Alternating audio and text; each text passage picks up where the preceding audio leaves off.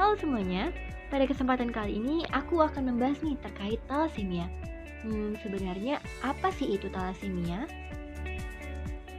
Jadi, talasemia adalah penyakit kelainan darah yang ditandai dengan kondisi sel darah merah mudah rusak atau umurnya lebih pendek dari sel darah normal. Berikut 3 jenis talasemia berdasarkan gejala. 1. Talasemia mayor. Umumnya diketahui sejak bayi dengan gejala antara lain tampak pucat, lemah dan lesu, sering sakit, serta kadang disertai perut yang membuncit. Pasien ini membutuhkan transfusi darah terus-menerus seumur hidupnya, setiap 2 hingga 4 minggu sekali.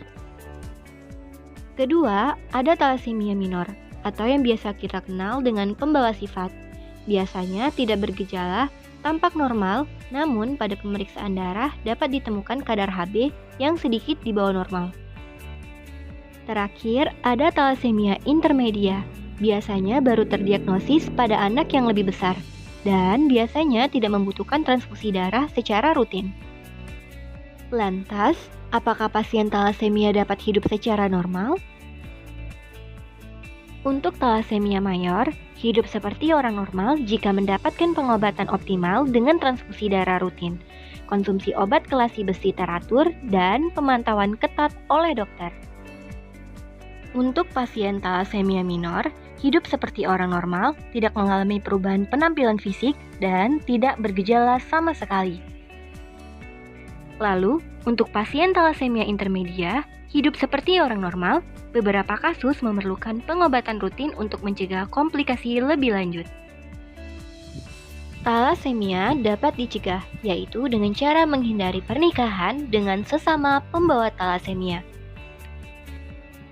Lantas, bagaimana cara mendeteksinya? Satu-satunya cara yaitu dengan screening talasemia. Screening talasemia merupakan pemeriksaan darah tepi dan analisis hemoglobin untuk mengetahui apakah seseorang normal, talasemia minor, ataupun talasemia mayor. Screening ini sebaiknya dilakukan sebelum menikah. Dengan demikian dapat menghindari perkawinan antara sesama pengidap talasemia.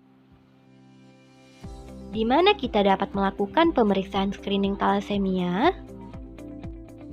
1. Screening dapat dilakukan pada penjaringan kesehatan anak sekolah atau siswa kelas 1, 7, dan 10.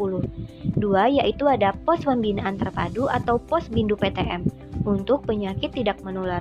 Dan terakhir ada Vaskes yang dapat melakukan pemeriksaan hematologi lengkap dan analisis Hb seperti puskesmas dan rumah sakit.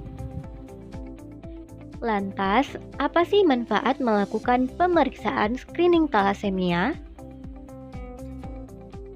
Nah, saat ini untuk mendapatkan pengobatan optimal, pasien talasemia membutuhkan biaya sekitar 300 hingga 400 juta rupiah setiap tahunnya. Biaya ini tentu akan meningkat seiring bertambahnya usia pasien dan komplikasi yang dialaminya.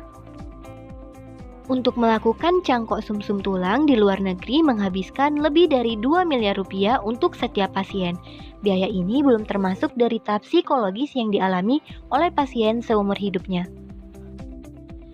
Maka dari itu, dengan mengetahui lebih dini, maka kita dapat menurunkan kejadian talasemia di masa depan dan melahirkan generasi yang bebas talasemia. Ayo screening darahmu sekarang juga.